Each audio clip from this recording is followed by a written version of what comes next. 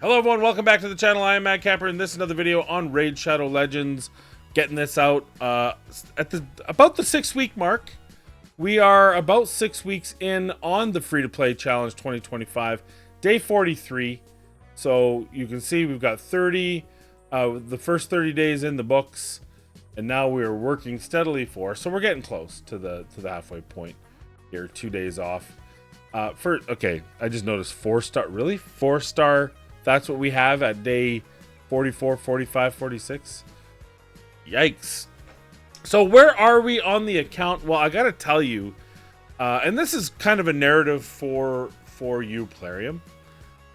I'm a veteran player. Played this game for a long time.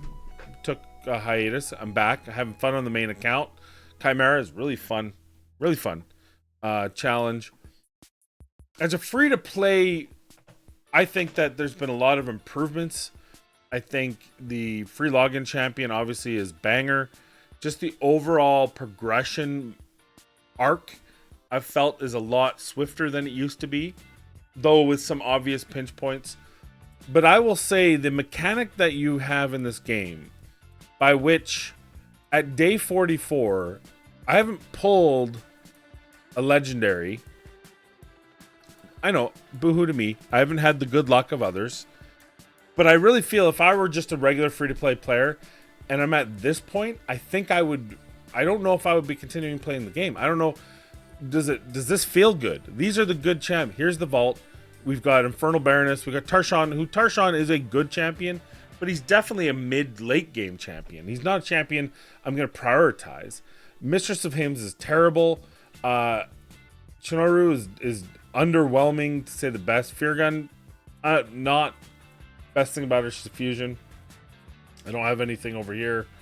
I do have a couple of food. I don't know why you're not in the food vault. I do have a couple of food here ready to go, so we're halfway to number 9. But I just feel like that's the biggest thing I've noticed. I've really felt the I mean, you can call it my bad luck, you can call it other people's good luck, but I've really felt the lack of a second legendary to give me area focus. Now, some legendaries are bad. I could pull a legendary and it could be terrible, and that would be... But as a new player, I might not know. I might just know that that's a legendary, and I might put focus into it and then learn where that champion can be used in the game. I think a lot of times legendaries we think are bad because it's in the context of all the legendaries. But in terms of the account, there's a very few legendaries that would be objectively just like, that doesn't help me at all. So not having that kind of puts it a bit of a tarnished look on where do I go next, right? So I have 8 6-star.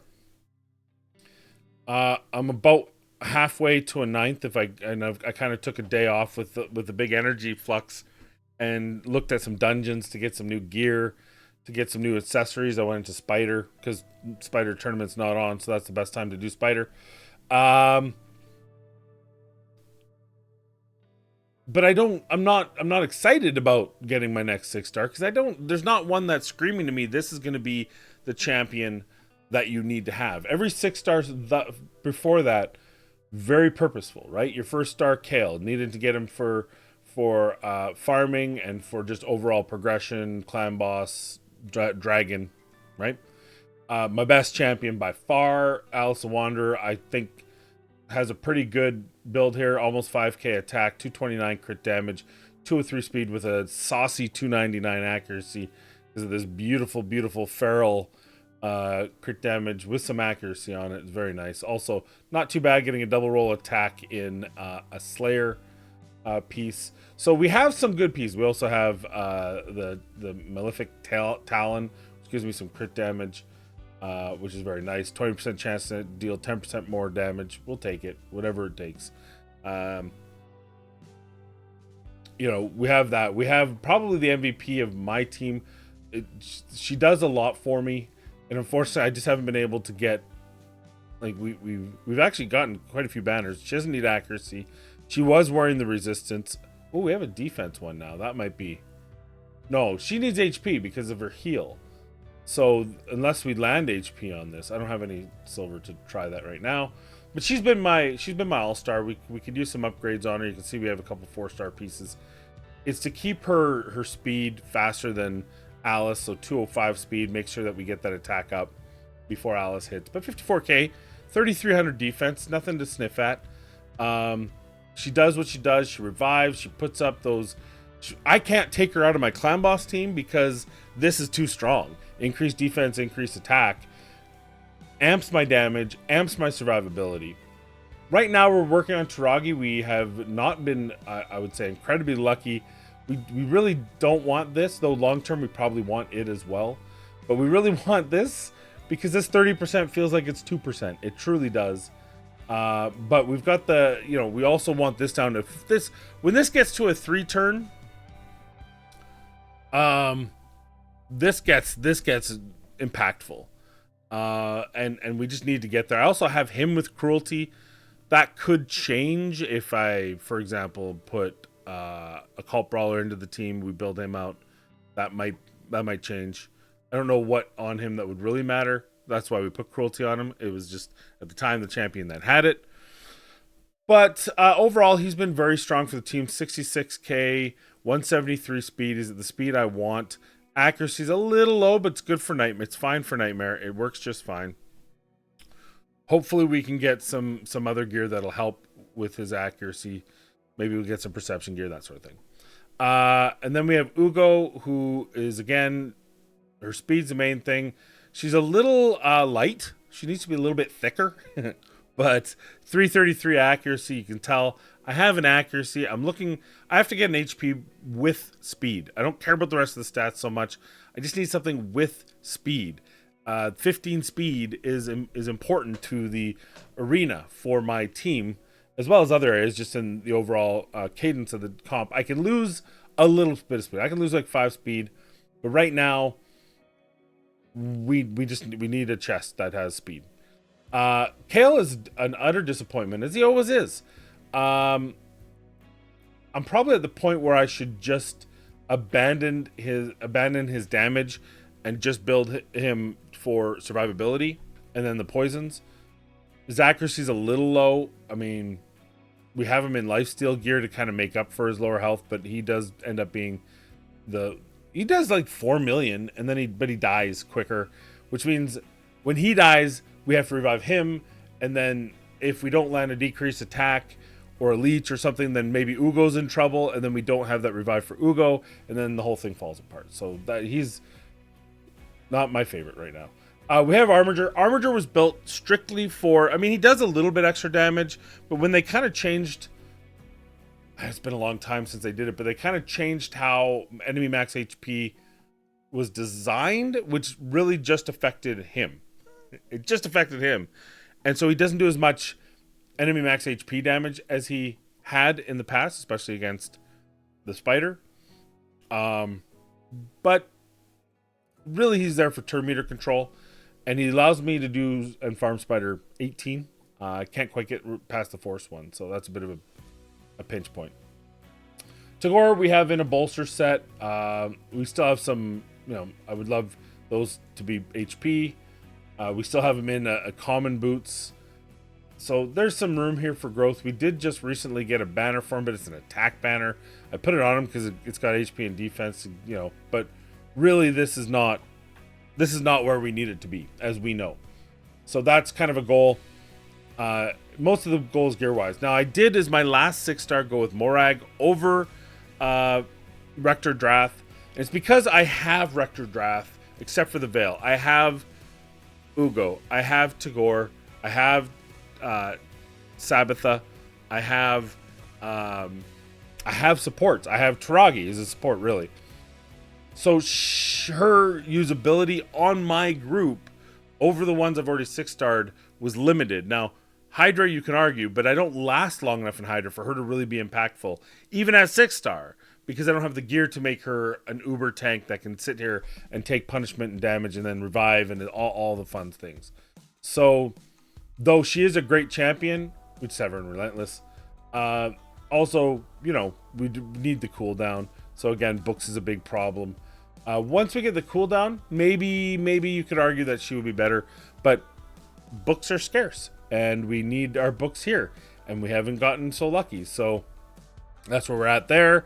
I didn't 6-star Mordecai because he's doing what I need him to do at 50. I need a way for him to survive, and 6-star is not that way. I need shields. I need an affinity tank to draw attention for 19 and 20. Taragi doesn't help enough in 19 because I can only provoke he weak hits, so I don't get all the provokes, and then we have the same issue. But if I can get something to help him survive 19 to get to 20, and then we can maybe build out Infernal Baroness like we had talked about, maybe that's going to work. We'll see. We'll see what happens there. Occult Brawler is probably my next 6-star, and you can talk me out of it in the comments down below. But because Kale is so frail, frail Kale, I can build Occult Brawler to be a better poisoner than Kale. Not even, that's objective. And because he places the 4-turn poison, he's going to do that. He's objectively better that way too. Because even on weak affinity, he can still place poisons. And then so long as he doesn't weak hit, he has a 50-50 chance here. And then once we get him books, we'll be able to improve that. Or, sorry, scrolls. So that's where I'm leaning towards. But you can talk me out of it, because part of me is still looking at Bulwark as a possible answer. And what I think I'll do tomorrow is if I can just push him to 50, steal some gear while it's still a free gear, get him as tanked up as possible with some accuracy, because the HP burn and the weaken, even though it's a baby weaken, will still add to the damage. Maybe we'll give him a chance, right? We're putting rare books into him anyway. Why not? So we have this. We're getting there. 3-turn cooldown HP burn. I think he could be a reasonable substitute in the clan boss. And I think he might actually be impactful. Being able to increase, because we need leech, because if we don't have enough lifesteal gear on everyone, we really need leech. We really need the decreased attack. And if he can help keep those up longer because he can extend them every time he gets hit, we put him as a lead. He's not a terrible lead, 17% in all battles. So he can be the stun target if the powers that be allow it. I think there's a lot to like about Bulwark. He's not my Ultra Nightmare solution, but he might be a 2-key solution for Nightmare. And that might be more than enough reason to take him 6-star. So that's an option. So Occult Brawler and Bulwark are my ones. I don't think you could convince me that these two will be an impact short term, though these two have to both be 6-star long term. Gorgrab and High Katoon. As it stands, they're fast enough to do what I need them to do in Arena. I could put either one of them in there. He's got a better aura. She's got a better base speed. It works out to about the same to get them to go first. Maybe that makes Gorgrab better because we can put in increased attack. Right now we use Tabitha, so it's a bit of a stretch. But maybe we take Tabitha out, or Sabitha. Jeez, I want to call her Tabitha. We take Sabitha out because we have Gorgrab, and then with Sabitha out, though I will say having the block damage on a revive sometimes when shit gets hairy, plus the heal off for A1, maybe we don't want to. But if we could maybe build him up, because he gets more speed, plus the arena speed 23%, that might be. And then we could start looking at maybe using High Katoon as a 2-to-1 champ for the White Whale. So those are my thoughts. I think Gorgrab needs books to be useful outside of Arena. Like this at a 6-turn cooldown, I've just got better. This is nice. It's turn meter plus the increased attack. But again, especially for dungeons, Sabitha is going, so he's kind of redundant there. And the 50-50 chance of removing a buff, it's okay, but it's not going to be that impactful. We might not have him with enough accuracy for it to matter. So that's where I'm at. Outside chances, Bloodfeather actually does pretty good damage, but it's all single target. She's easier to build because it's to 70% crit rate. Frenzy is someone I tried to build last free-to-play, actually. I just got her too late to really put into it. She might be sneaky good. but I feel like, again, books, right? 5-turn cooldown on the provoke and increased defense on herself. 4 turns on this, 3 times at random, could potentially be really nice. Plus, she does some turn meter stuff. She's defense based, so she's survivable. She can instantly activate an HP burn. All this is kind of fun for Hydra. She's got this ability to increase her own defense, but it's only to 20%. I feel like if this was stacks up to 40%, legendaries stack up to 100% on these sort of things. I think she should be 40 or 50%, might be a little bit more. That's probably what's stopping me from building her. The reality is, I need books here. I'm putting my books here. Then we got our books here, but of course the last possible book landed there, so we didn't even save any books. Morag arguably might be better if she was down to a 4-turn and a 3-turn here. We still needed a fire knight. I didn't finish my train of thought. The reason why we put Morag to 6-star was I was hoping she might help Clan Boss, though she doesn't. Her addition doesn't make up for the loss of Sabbatha, who she pretty much has to sub in for, or Kale. In both scenarios, it's just not enough. So, but the reason why it was a safe pull is because I still need her for Fire Knight. I think unless I pull something crazy, she is a Fire Knight solution. And even then, the fact that she has a 2-turn A1, she has this strengthen. If she puts the strengthen on, she counterattacks, which helps again Fire Knight, and an ally attack, which helps with Fire Knight. So even if I did get like a Rosin or someone crazy specifically for Fire Knight, I think she still would make sense. Plus, she's friendly affinity to Fire Knight 20. So, man, so let me know in the comments down below where you would go. I'm going to probably do a Cult Brawler, but you can talk me out of it. We still got 3 or 4 days because I did focus on some gear hunting with the last energy. So I do have a 40 and a 5-star chicken. But that still puts us 3 away, 3 5-star chickens away, and a bunch of, you know how it all works. So we're not as close to it as we'd like to be, but we can definitely. You definitely have a few days to talk me out of making a Cult Brawler my next 6-star, or maybe Bulwark.